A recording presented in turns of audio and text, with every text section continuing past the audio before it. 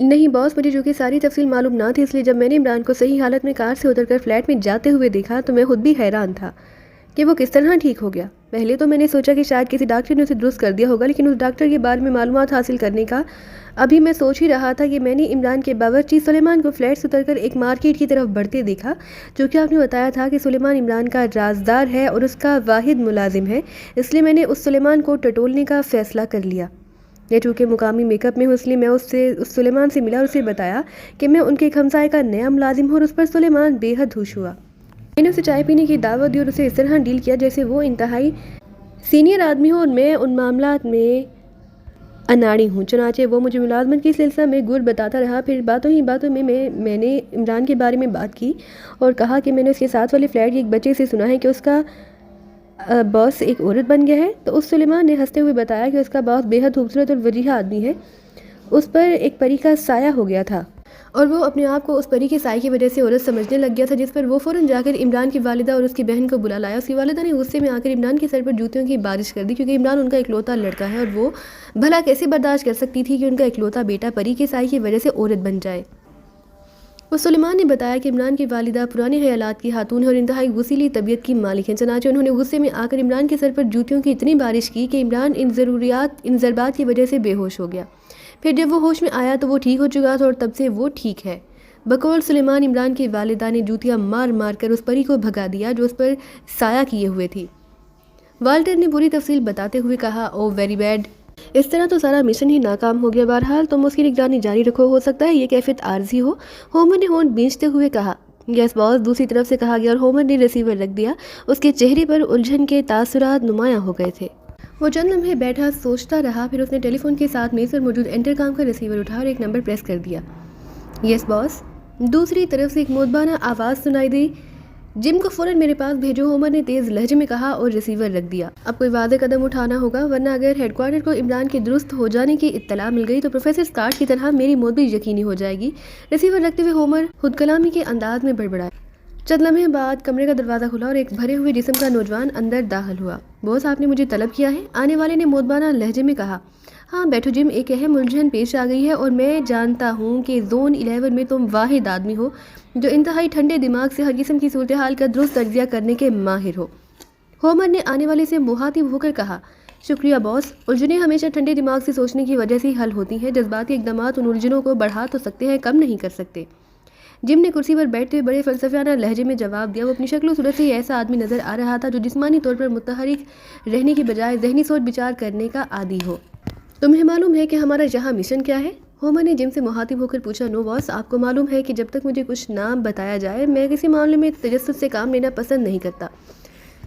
صرف مجھے اتنا معلوم ہے کہ ہیڈ کوارٹر نے آپ کے ذمہ یہاں کوئی اہم مشن لگایا ہے، اور اگر آپ گروپ سمیت یہاں آ گئے اس کے بعد گروپ تو یہاں رہا، البتہ آپ پروفیسر اسکاٹ اور رابرٹ کے ساتھ مشن کے سلسلے میں علیحدہ رہ کر کام کرتے رہے۔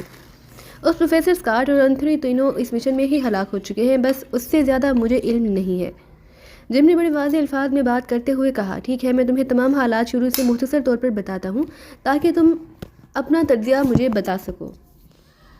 مجھے ہیڈ کوارٹر نے کال کیا کہ پاکیزہ میں ایک فری لانسر ایجنٹ ہے، علی عمران، جو کہ یہاں کی مقامی سیکرٹ سروس کے لیے کام کرتا ہے اور دنیا کا سب سے خطرناک ایجنٹ سمجھا جاتا ہے۔ اس سے قبل ہیڈ کوارٹر نے ایک اہم مشن کے لیے اپنے ایک ایجنٹ ٹرومین کو یہاں بھیجا۔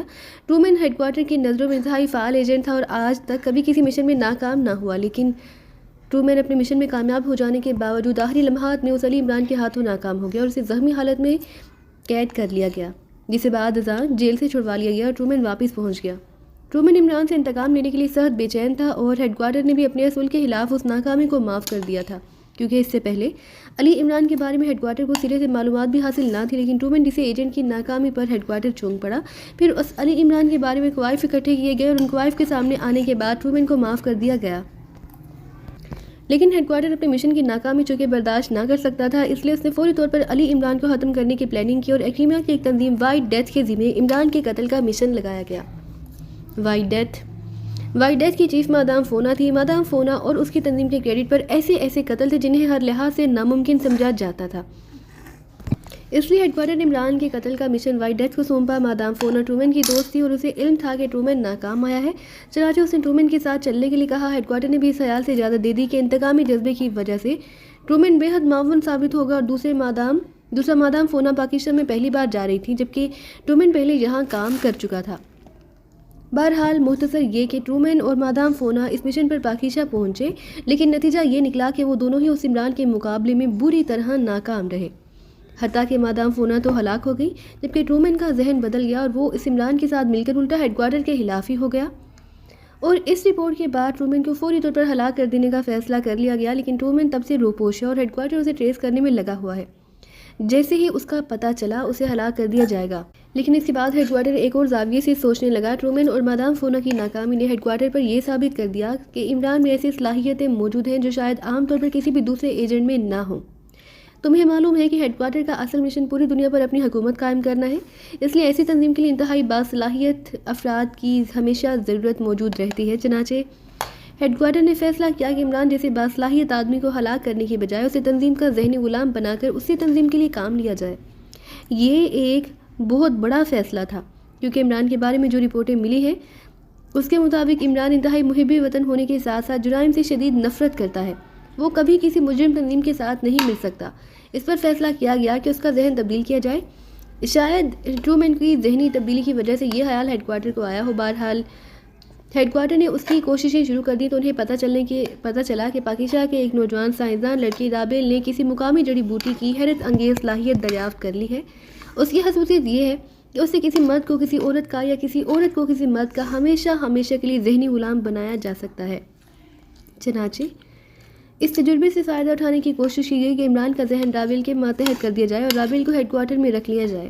اس طرح رابیل کی وجہ سے عمران ہیڈ کوارٹر کا غلام ہو جائے گا، لیکن عمران جیسے شخص کے لیے 100% ذہنی غلامی کی ضرورت ہے۔ اس کے لیے مشہور سائنسدان پروفیسر اسکاٹ کی ذہنی تبدیلی کے جدید ترین فارمولے سے مدد حاصل کرنے کا فیصلہ ہوا۔ پھر رابیل کو جہاں بھیجا گیا وہ رابیل کے ساتھ رہنے لگا۔ دراصل اس نے ایک خفیہ ذریعے سے رابیل کا مخصوص انداز میں نفسیاتی تجزیہ کر کے ہیڈ کوارٹر کو بھجوایا، جس پر مجھے اور پروفیسر اسکاٹ کو اس مشن کے لیے یہاں بھیجا گیا۔ یہاں آ کر جب پروفیسر اسکاٹ نے رابیل پر تجربات شروع کیے تو پتہ چلا کہ یہ پروسیس بیحد طویل ہے اور اس کے مکمل ہونے میں کافی طویل عرصہ لگ سکتا ہے، اور رابیل کے ذہن میں گہری نفسیاتی پیچیدگیاں موجود تھیں۔ اس سے اس کی طویل عرصے کے بعد بھی کامیابی 100% نہ ہو سکتی تھی۔ لہٰذا سے یہ بات پورے مشن کی ناکامی تھی، لیکن پروفیسر اسکاٹ نے اس کا ایک اور حل تجویز کیا کہ وہ عمران کے ذہن کا آپریشن کر کے ذہنی طور پر عورت بنا سکتا ہے۔ اس کے بعد رابیل کو مرد بنا دیا جائے گا، تب یہ پروسیجر جلدی کامیاب ہو جائے گا، کیونکہ پروسیس میں طوالت دراصل رابیل کے ذہن میں مردوں کے خلاف نفرت کے گروہ کی موجودگی تھی، لیکن صورتحال پلٹ دینے سے ان ذہنی گروہ والی رکاوٹ بھی ختم ہو سکتی تھی۔ میں نے ہیڈ کوارٹر کو کال کر کے یہ رپورٹ دی تو ہیڈ کوارٹر نے اس تبدیلی کو تو ناپسند کر لیا، لیکن اس کے 2 حصے کر دیے گئے، یعنی پہلے عمران کو ذہنی طور پر عورت بنا کر اس کی کارکردگی کو چیک کیا جائے۔ اگر وہ عورت بن جانے کی وجہ سے اپنی مخصوص صلاحیتیں ہاتھ دھو بیٹھتا ہے تو پھر آگے کسی مشن کی ضرورت ہی نہ رہتی تھی۔ اگر عمران ہیڈ کوارٹر کے کام نہ آ سکتا تو پاکستان کے لیے ہی وہ بیکار ہو جاتا، اور اگر اس کی صلاحیتیں ویسے ہی رہتی ہیں تو پھر رابیل والا حصہ مکمل کیا جا سکتا تھا۔ رابیل کے ذہن کو پروفیسر اسکاٹ پہلے ہی ٹرانس میں لے چکا تھا، اس لیے اسے رابرٹ کے ذریعے واپس اسی گھر بھجوا دیا گیا، اور میں اور پروفیسر اسکاٹ ان دونوں سے پہلے دارالحکومت پہنچ گئے۔ تمہیں معلوم ہے کہ میں 1% کر لینے کے بعد وقت ضائع کرنے کا عادی نہیں ہوں، اس لیے میں نے فوری طور پر پروفیسر اسکاٹ کے ساتھ اس کے فلیٹ میں جا کر اسے بے ہوش کیا، اور پروفیسر اسکاٹ نے اس کا ذہن کا آپریشن مکمل کر کے اسے ذہنی طور پر عورت بنا دیا، اور ایک مخصوص مشین کے ذریعے ہم اس کے نتیجے کو چیک کرتے رہے۔ عمران واقعی عورت بن گیا تھا، اس نے زنانہ لباس پہن لیا اور بالکل عورتوں جیسی حرکتیں کر رہا تھا۔ اس مشین کی کارکردگی محدود تھی، چنانچہ ہم اس مشین کی مدد سے عمران کا ایک فوٹو حاصل کیا، اور مشین اس فوٹو کو بنانے کے ساتھ ہی خود بخود جل کر راکھ ہو گئی۔ میں اور پروفیسر اسکاٹ مطمئن ہو کر اپنی رہائش گاہ کے قریب ایک ہوٹل میں کھانا کھانے گئے، تو وہاں ہم نے رابیل کو، جسے ہم نے رابرٹ کے ساتھ بھیجنے کا فیصلہ کیا تھا، ایک مقامی آدمی کے ساتھ ہوٹل میں پہنچی۔ وہاں اس مقامی آدمی کے ساتھ بھی موجود تھی۔ وہ آپس میں باتیں کرنے لگے۔ پروفیسر اسکاٹ کا چونکہ رابیل کے ساتھ ذہنی رابطہ موجود تھا، اس لیے پروفیسر اسکاٹ نے رابیل کے ذہن کی مدد سے یہ باتیں سن لی، اور ان باتوں سے مجھے آئیڈیا ہوا کہ یہ لوگ پاکستان سیکرٹ سروس کے ممبر ہیں۔ چنانچہ انہیں فوری طور پر کانٹیکٹ رکھنے کے لیے میں نے عمران کا زنانہ لباس والا فوٹو ایک ہاتھ کے ساتھ ان کے ایک گداگر بچے کے ذریعے بھجوا دیا، کیونکہ یہ فوٹو جس میٹیریل سے بنا تھا اس میں یہ خاصیت تھی کہ یہ جس جگہ رہتا وہاں کی باقاعدہ نشاندہی ہو سکتی تھی۔ میں اور پروفیسر اسکاٹ فوری طور پر اپنی رہائش گاہ پر آ گئے، اور میں نئے ہیڈ کوارٹر کو اس بارے میں اطلاع دی تو ہیڈ کوارٹر کو خیال آیا کہ رابرٹ کہاں گیا، کیونکہ اس کی بجائے رابل کے ساتھ سیکرٹ سروس کا آدمی دیکھا گیا تھا۔ چنانچہ ہیڈ کوارٹر نے اپنے مخصوص ذریعے سے اسے فوری طور پر چیک کیا تو معلوم ہوا کہ رابرٹ پاکیشا سیکرٹ سروس والوں کے ہتھے چڑھ گیا ہے اور اس نے انہیں نہ صرف مشن بلکہ اس کی مکمل تفصیلات بھی بتا دی ہیں۔ اور اب سیکرٹ سروس والے رابرٹ کے ذریعے مجھے اور پروفیسر اسکاٹ کو تلاش کر رہے ہیں۔ اس پر رابرٹ کو ہیڈ کوارٹر نے اپنے مخصوص ذریعے سے ہلاک کر دیا، جو کہ رابرٹ کے ذریعے سیکرٹ سروس کو یہ اطلاع مل چکی تھی کہ رابیل کا ذہن ٹرانس میں ہے۔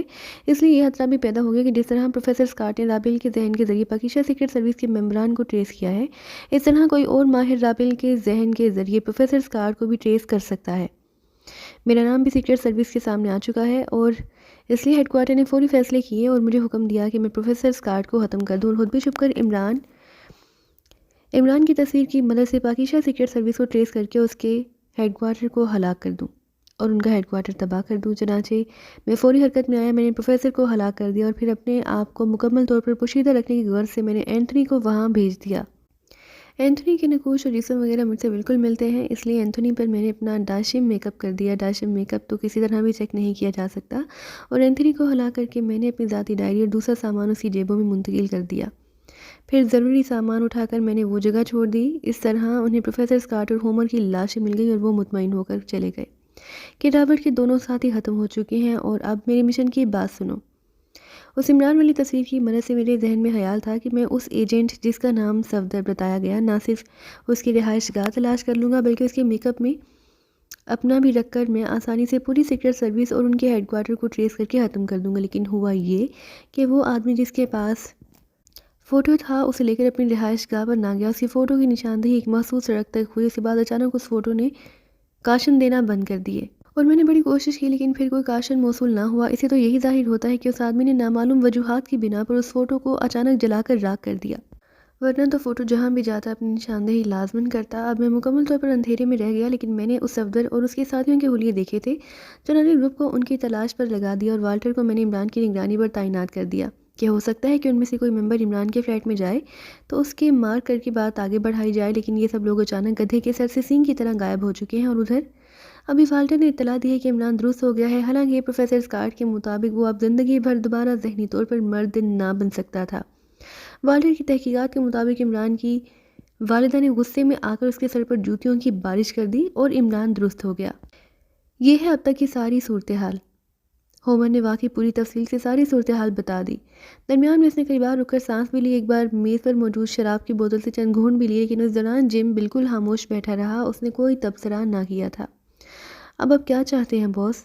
جم نے کچھ دیر خاموش رہنے کے بعد پہلی بار زبان کھولتے ہوئے کہا، میں اپنا مشن مکمل کرنا چاہتا ہوں اور کیا چاہتا ہوں، لیکن عمران کے ذہنی طور پر ٹھیک ہو جانے کے بعد تو ایک لحاظ سے میں تو کیا بلکہ بلیک تھنڈر ایک بار پھر ٹھیک اسی طرح ناکام ہو گیا جس طرح ٹرومین آخری لمحے میں ناکام ہو گیا تھا۔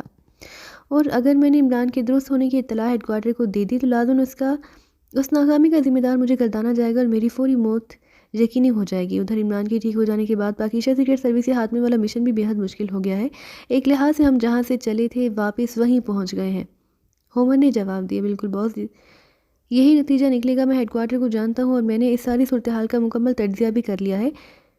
اب آپ کی بچت صرف اس میں ہے کہ آپ کسی نہ کسی طرح عمران کو دوبارہ ذہنی طور پر عورت بنا دیں، یہ آپ کے باقی مشن سے بھی زیادہ اہم ہے، جم نے کہا۔ لیکن کس طرح؟ پروفیسر اسکاٹ تو اب مر چکا ہے، ہومر نے ہونٹ چباتے ہوئے کہا۔ میں بھی ذہنی طور پر انسانی ذہن پر خاصی ریسرچ رکھتا ہوں، گو میں پروفیسر اسکاٹ کی طرح ماہر تو نہیں، لیکن جس فارمولے کے تحت پروفیسر اسکاٹ نے عمران کو ذہنی طور پر عورت بنایا ہے اس کا مجھے بخوبی علم ہے، اور واقعی یہ ناقابل علاج بات تھی، لیکن نہ جانے کیسے عمران بالکل درست ہو گیا۔ بعض اوقات قدرت ایسے اتفاقات پیدا کر دیتی ہے کہ ناممکن ممکن بن جاتا ہے، اور پھر یہی اتفاق عمران کے ساتھ پیش آیا۔ اس کی ماں نے اس کے سر پر جوتیاں ماری اور وہ ٹھیک ہو گیا، لیکن یہ کیفیت عارضی بھی ہو سکتی ہے اور مستقل بھی، لیکن چونکہ اس کے ذہنی حلیات پروفیسر نے ایک بار تبدیل کر دیے تھے، اس لیے ان کا جوتیوں والا علاج بھی فی الحال عارضی ہے۔ ہو سکتا ہے کچھ عرصہ گزرنے کے بعد یہ مستقل ہو جائے، کیونکہ انسانی ذہن حلیات مرتے بھی رہتے ہیں اور نئے پیدا ہوتے بھی رہتے ہیں، لیکن اگر فوری طور پر کام کیا جائے تو اس عارضی کیفیت کو ختم کیا جا سکتا ہے، اور وہ ترکیب میں جانتا ہوں، جم نے کہا، اور ہومر بری طرح چونک پڑا۔ اس کے چہرے پر یکلخت مسرت کے آثار ابھر آئے۔ اوہ ویری گڈ، اگر ایسا ہو جائے تو پھر یقیناً میری زندگی بچ جائے گی، ہومر نے مسرت بھرے لہجے میں کہا، اور میں یہ بھی بتا دوں باس کہ اتفاقات بار بار وقوع پذیر نہیں ہوا کرتے۔ اس لیے اب اگر یہ عمران دوبارہ ذہنی طور پر عورت بن گیا تو پھر ہمیشہ ایسا ہی رہے گا. جہاں تک آپ کے دوسرے مشن کا تعلق ہے تو باقیشہ سیکرٹ سروس والے لازماً کہیں چھپ گئے ہوں گے یا انہوں نے میک اپ کر لیا ہوگا, لیکن کب تک ایسا ہوگا؟ دوسری بات یہ کہ عمران کا رابطہ لازماً ان لوگوں سے رہتا ہوگا, اس لیے لازماً عمران کے ذریعے ان لوگوں کو ٹریس کر کے ختم کیا جا سکتا ہے, جم نے کہا. اور پروفیسر ہومر نے اس بات میں سر ہلا دیا. وہ مجھے معلوم ہے, وہ میں کر لوں گا, بس یہ عمران کسی طرح دوبارہ لیڈی بن جائے تو پھر مسئلہ حل ہو جائے گا, ہومر نے کہا. بوس, اس کی ترکیب یہ ہے کہ عمران کے سر پر عین اسی جگہ ہاتھ بھرپور چوٹ ماری جائے جس جگہ یہ خلیات موجود ہیں. اس طرح وہ لازماً ضرب لگنے سے ہل جائیں گے اور ان کی وہ عارضی دبی ہوئی کیفیت ختم ہو جائے گی جو اتفاق سے پیدا ہوئی ہے, جم نے کہا. اور ہومر کا چہرہ مسرت سے کھل اٹھا. ارے واقعی بے حد آسان حل ہے, میں ہمہ اس بری طرح پریشان ہوتا رہا, ہومر نے مسرت اور حیرت کے ملے جلے انداز میں کہا. لیکن بوس, یہ سوچ لیجئے کہ یہ کام حادثہ مشکل ہے. اس کے لیے ضروری ہے کہ پہلے عمران کو اغوا کیا جائے, پھر اسے بے ہوش کیا جائے, پھر ضرب لگائی جائے, اور ضرب بھی ایسی ہو کہ جو مقصد حل کر دے. زیادہ ضرب سے عمران کا خاتمہ بھی ہو سکتا ہے, جم نے کہا. یہ میں کر لوں گا, اس کی فکر مت کرو, ہومر نے بڑے پورے اعتماد لہجے میں کہا. اگر آپ ایسا کر سکتے ہیں تو سب سے آسان کام کیوں نہیں کرتے کہ عمران کا خاتمہ ہی کر دیں, نہ رہے گا بانس, نہ بجے گی بانسری. جم نے حیرت بھرے لہجے میں کہا.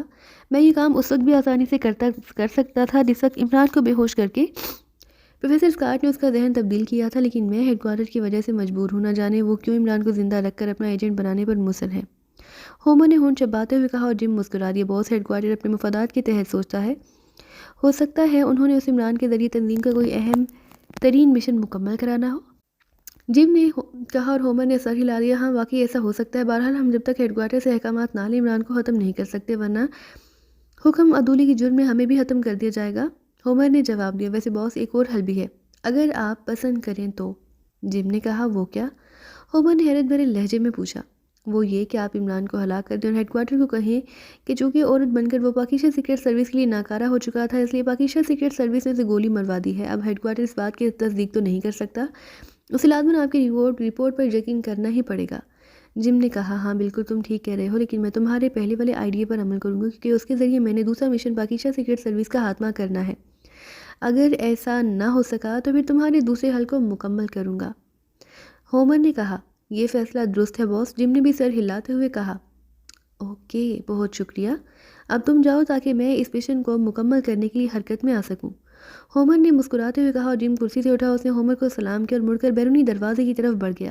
کاش مجھے کسی طرح عمران اس وقت ہاتھ لگ جاتا جب وہ عورت بنا ہوا تھا, تو یقین کرو میں اس کی پوری شہر میں ایسی پبلسٹی کرتا کہ پھر وہ ساری عمر کسی کو منہ دکھانے کے قابل نہ رہتا, تنویر نے حسرت بھرے لہجے میں کہا. تو اس کے فلیٹ میں موجود باقی ممبران کھلکھلا کر ہنس پڑے. لیکن میرا خیال ہے اگر عمران مستقل طور پر عورت بنا رہتا تو سیکرٹ سروس میں کچھ نئی مثلثیں وجود میں آ جاتی. اس بار ہاور نے مسکراتے ہوئے کہا. اس کے اس فکرے پر کمرہ بے احتیاط کہکہوں سے گونج اٹھا. ظاہر ہے ہاور نے جس پیرائے میں لفظ مثلث کو استعمال کیا تھا اس کا مطلب سب بخوبی سمجھ گئے تھے. تمہارا مطلب ہے کہ اس کی عورت بن جانے پر کوئی اس پر عاشق ہو جاتا ہے؟ کیا تم نے سیکرٹ سروس کے ممبران کا اہلاک اس قدر گھٹیا سمجھ رکھا ہے؟ تنویر نے غصیلے لہجے میں جواب دیا. تو اس کے جواب پر ایک بار پھر زوردار قہقہا لگا کیونکہ ہاور کے لفظ مثلث کا رد عمل توقع کے عین مطابق ظاہر ہو گیا تھا, اور ممبران کے اس قہقہے پر تنویر بے احتیاط جھیم سا گیا. اس وقت کافی ممبران عمران تنویر کی متبادل رہائش گاہ پر موجود تھے. وہ سب نئے میک اپ میں تھے, جولیا ان میں شامل نہ تھی کیونکہ وہ اپنے فلیٹ میں ہی تھی. اسے چیف نے متبادل رہائش پر جانے کے احکامات نہ دیے تھے. چوہان, صفدر اور کیپٹن شیل بھی ان لوگوں میں شامل نہ تھے. گو ان کی آمد کسی بھی لمحے متوقع تھی کیونکہ تنویر نے انہیں بھی دعوت دے رکھی تھی اور انہوں نے پہنچنے کا بھی کہا تھا. اصل بات تو مس جولیا کا رد عمل ہے, وہ لیڈی عمران کو کس طرح ڈیل کرتی, صدیقی نے کہا, اور وہ سب مسکرا دیے. مجھے یقین ہے جس طرح اماں بی نے عمران کے سر پر جوتیوں کی بارش کی ہے اسی طرح جولیا بھی جوتیوں کی بارش کر دیتی, نعمانی نے جواب دیا. اور سب مسکراتے ہوئے اس بات پہ سر ہلانے لگے. لیکن اس سے پہلے کہ وہ کوئی بات کرتے ٹیلی فون کی گھنٹی بج اٹھی اور تنویر نے چونک کر ہاتھ بڑھایا اور ریسیور اٹھا لیا. یس, تنویر نے بدلے ہوئے لہجے میں کہا. عاطف بول رہا ہوں. دوسری طرف سے ایک نامانوس سی آواز سنائی دی, لیکن تنویر مسکرا دے کیونکہ یہ کوڈ نام صفدر کا تھا. جب بھی وہ متبادل رہائش گاہیں اور متبادل میک اپ کرتے تو نئے کوڈ نام ہی استعمال کرتے تھے. کیا بات ہے عاطف, تم ابھی تک آئے نہیں؟ سب دوست تمہارا یہاں انتظار کر رہے ہیں, تنویر نے قدرے ناراض سے لہجے میں کہا. یہی اطلاع دینے کے لیے تو میں نے فون کیا ہے. ارسلان پر قاتلانہ حملہ ہوا ہے اور وہ جنرل ہسپتال میں بے ہوش پڑا ہے. اس حملے کی اطلاع کسی نے فون پر ارسلان کے ملازم توفیق کو دی تو اس نے فوراً ہی یاسر کو اطلاع دے دی, اور میں تمہارے پاس آنے کے لیے ابھی دروازہ پر ہی تھا کہ بوس کا فون آ گیا. میں اور کیانی راشیل دونوں جنرل ہسپتال جا رہے ہیں، میں نے سوچا تمہیں فون کر کے اطلاع دے دوں۔ صفدر نے انتہائی سنجیدہ لہجے میں کہا، ارے اب اس کی حالت کیسی ہے؟ کس نے کیا ہے قاتلانہ حملہ؟ تنویر کے لہجے میں یکلخ شدید پریشانی کے آثار ابھر آئے تھے۔ ابھی مجھے کچھ علم نہیں، صفدر نے جواب دیا۔ کیا ہمارے متعلق باس نے کوئی ہدایت دی ہے؟ تنویر نے پوچھا۔ مجھے تو نہیں دی، ہو سکتا ہے وہ براہ راست تم سے بات کرے۔ اوکے، خدا حافظ۔ دوسری طرف سے صفدر نے کہا، اس کے ساتھ ہی رابطہ ختم ہو گیا۔ ویری بیڈ، کہیں اسے زیادہ چوٹ نہ آ گئی ہو؟ تنویر کے لہجے میں ایسی پریشانی تھی جیسے اسے اس خبر سے حقیقتاً شدید دھچکا لگا ہو۔ کیا ہوا تنویر؟ کس پر قاتلانہ حملہ ہوا؟ ہاور نے پوچھا اور تنویر چونک پڑا، کیونکہ ظاہر ہے فون تو وہ خود اٹینڈ کر رہا تھا، اس لیے دوسرے ساتھیوں کو تو تفصیل کا علم نہ تھا۔ صفدر کا فون تھا، عمران پر قاتلانہ حملہ ہوا ہے اور کسی نے اس حملے کی اطلاع اس کے ملازم سلیمان کو فون پر دی ہے۔ سلیمان نے چیف کو اطلاع دی ہے، جس پر چیف نے صفدر اور کیپٹن شیل کو ہسپتال بھیجا ہے۔ تنویر نے تفصیل بتاتے ہوئے کہا، اس کا مطلب ہے کہ یہ حملہ باقاعدہ پلاننگ کے ساتھ کیا گیا ہے، ورنہ انہیں کیا ضرورت تھی کہ وہ سلیمان کو فون کر کے اس کی اطلاع دیتے؟ ہاور نے انتہائی سنجیدہ لہجے میں کہا اور سب نے سر ہلا دیے۔ میرے ذہن میں ایک اور خیال آ رہا ہے، میرا خیال ہے کہ یہ حملہ بلیک تھنڈر کی طرف سے ہوا ہے۔ اچانک چوہان نے کہا اور سب چوہان کی بات سن کر بے احتیاط چونک پڑے۔ یہ تمہیں خیال کیسے آیا؟ ہاور نے چونک کر پوچھا۔ میں وضاحت کرتا ہوں، رابرٹ نے ہمیں جو کچھ بتایا تھا اس کے مطابق عمران کو ذہنی طور پر عورت بنانا ان کے مشن میں شامل نہ تھا۔ عمران کو ذہنی طور پر عورت بنا بھی دیا گیا، لیکن عمران کی اماں بی نے ان کا یہ مشن ناکام بنا دیا۔ اس کے ساتھ ہی صفدر تک وہ فوٹو پہنچایا گیا۔ اس طرح باقیشہ سیکرٹ سروس کے ارکان کو ٹریس کرنے کی کوشش کی گئی، کیونکہ باس بتا چکا ہے کہ اس فوٹو کا جب تجزیہ کیا گیا تو اس میں سے ایسی ریز نکلتی ہوئی پائی گئیں جن سے اس فوٹو کی نشاندہی کسی مشین پر باقاعدگی سے ہو سکتی تھی۔ اگر صفدر یہ فوٹو دانش منزل پر نہ پہنچا دیتا تو لازم صفدر کی رہائش گاہ سامنے آ جاتی اور پھر صفدر کے ذریعے باقی ساتھی بھی آسانی سے ٹریس ہو جاتے۔ ادھر واپسی کے سفر کے دوران اچانک رابرٹ کا ہلاک ہو جانا بتاتا ہے کہ بلیک تھنڈر کو رابرٹ کے حالات کا کسی طرح علم ہو گیا، اور رابرٹ کا اس طرح ہماری موجودگی میں اچانک ہلاک ہو جانا اور ہلاک ہونے سے پہلے اس کا یکلخت ساکت ہو جانا، اس کی آنکھوں کا ایک جگہ ٹک جانا کہ وہ بالکل مجسمے کی طرح نظر آنے لگا تھا، اور پھر فوراً اس کا بعد میں مر جانا، یہی ظاہر کرتا ہے کہ اس کا ذہن پہلے پڑھا گیا پھر اسے ختم کیا گیا۔ اس سے یہی ظاہر ہوتا ہے کہ بلیک تھنڈر کے پاس حیرت انگیز قسم کی سائنسی وسائل موجود ہیں۔ لازماً رابرٹ کے ساتھ ساتھ ہم بھی ان کی نظروں میں آ چکے ہوں گے، اور شاید یہی وجہ ہے کہ چیف نے فوری طور پر ہم سب کو متبادل رہائشوں پر منتقل ہونے اور میک اپ میں رہنے کے احکامات جاری کر دیے ہیں۔ چوہان نے کہا اور پھر سانس لینے کے لیے رک گیا۔ یہ ساری باتیں تو ہمیں بھی معلوم ہے چوہان، لیکن تنویر نے کہا، وہی بتا رہا ہوں، اس سے ظاہر ہے کہ بلیک تھنڈر ہماری طرف سے اندھیرے میں چلی گئی، چنانچہ ایک اسکیم بنائی گئی جس سے ان کے دونوں مشن پورے ہو سکیں۔ عمران پر قاتلانہ حملہ ہوا، اس کی باقاعدہ اطلاع دی گئی تاکہ عمران کی وجہ سے سیکرٹ سروس کو چیک کیا جا سکے۔ انہیں یقین ہو گیا کہ عمران پر ہونے والے اس قاتلانہ حملے کی انکوائری لازماً سیکرٹ سروس کر لے گی۔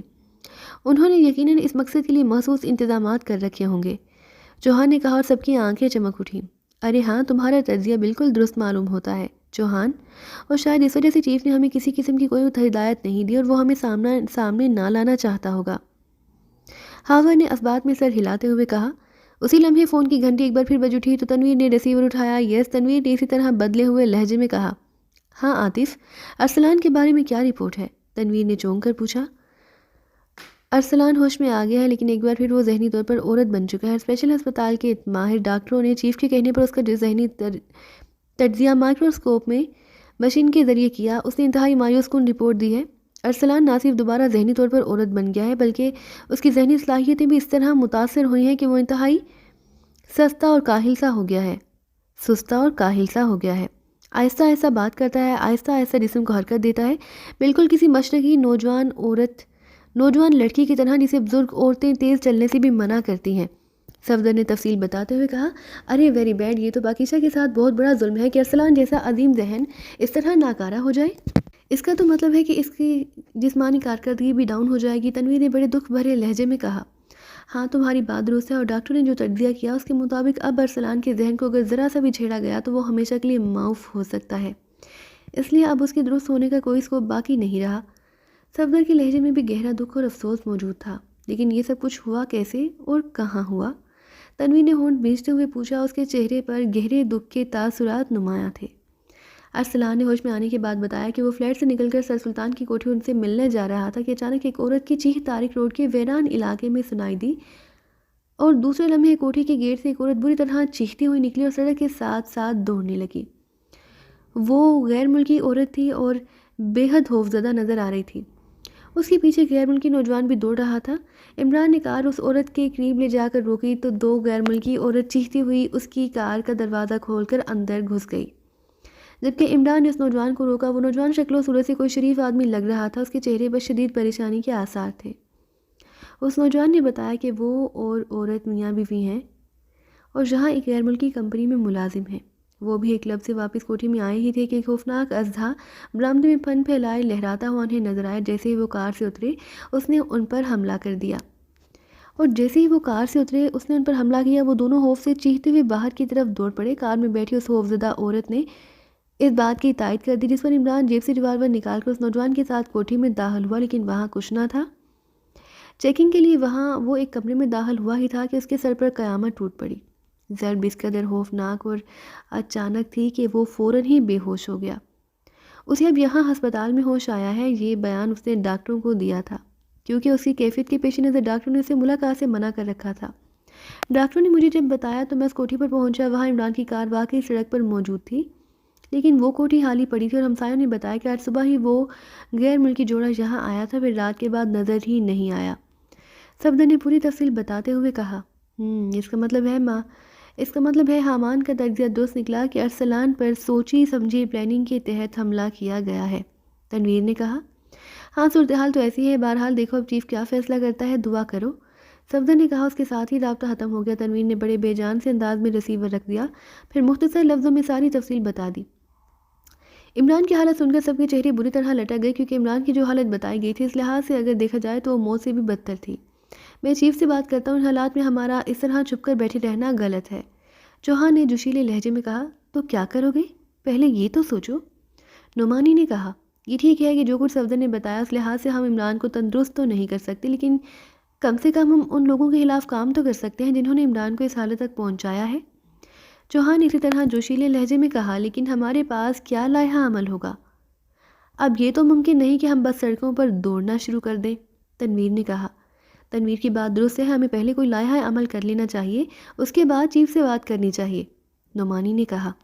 چوہان، تمہارا ذہن اس کیس میں خاصا بہتر جا رہا ہے، تم سوچو، ہاور نے چوہان سے مخاطب ہو کر کہا۔ 1 منٹ، چوہان نے کہا۔ اس کے ساتھ ہی آنکھیں بند کر لی، پھر کافی دیر تک وہ اسی طرح بیٹھا رہا۔ اس کے سارے ساتھی ہونٹ بینچوں سے دیکھتے رہے۔ اچانک اس نے اپنی آنکھیں ایک جھٹکے سے کھولی، اس کی آنکھوں میں تیز چمک ابھر آئی۔ میرا خیال ہے میں نے بنیادی کلیو تلاش کر لیا ہے، چوہان نے مسکراتے ہوئے کہا۔ کچھ ہمیں بھی بتاؤ گے کہ تمہارے آج کل کمپیوٹر بنے ہوئے ذہن نے کون سا نتیجہ نکالا ہے؟ صدیقی نے مسکراتے ہوئے کہا، سنو، جس ہمارے سے پروفیسر اسکاٹ اور ہومر کی لاشیں ملی تھی، میں نے اپنے طور پر اس کی تلاشی لی تھی۔ اس تلاشی کے دوران ایک کمرے کی الماری میں سے خالی بریف کیس پڑا ہوا ملا۔ یہ عام سا بریف کیس تھا، اس کو میں نے اچھی طرح ٹٹولا، لیکن وہ بالکل ہی خالی تھا، اس لیے میں نے اسے واپس پھینک دیا۔ اور ظاہر ہے خالی بریف کیس میں نے کیا لینا تھا، لیکن ابھی اچانک میرے ذہن میں ایک بات آئی جس کا اس وقت مجھے خیال نہ آیا۔ اس بریف کیس کے اندر کی طرف اسے فروخت کرنے والی کمپنی کی چٹ لگی ہوئی تھی، جو دراصل اس بریف کیس کا کاؤنٹر کارڈ تھا۔ اس پر ایک نام لکھا تھا، مارٹن۔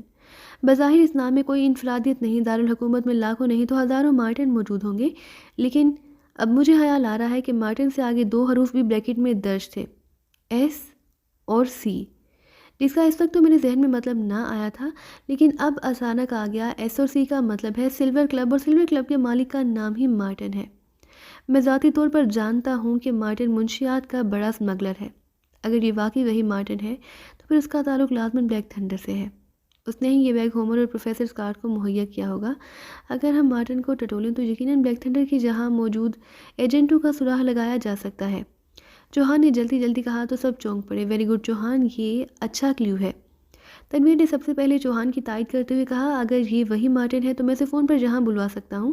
جکلا نعمانی نے کہا تو وہ سب نعمانی کی بات سن کر بے احتیاط چونک پڑے۔ وہ سب نعمانی کو حیرت سے دیکھ رہے تھے۔ تمہیں معلوم ہے کہ سلور کلب میرے فلیٹ سے قریب ہے اور میں اکثر وہاں جاتا رہتا ہوں۔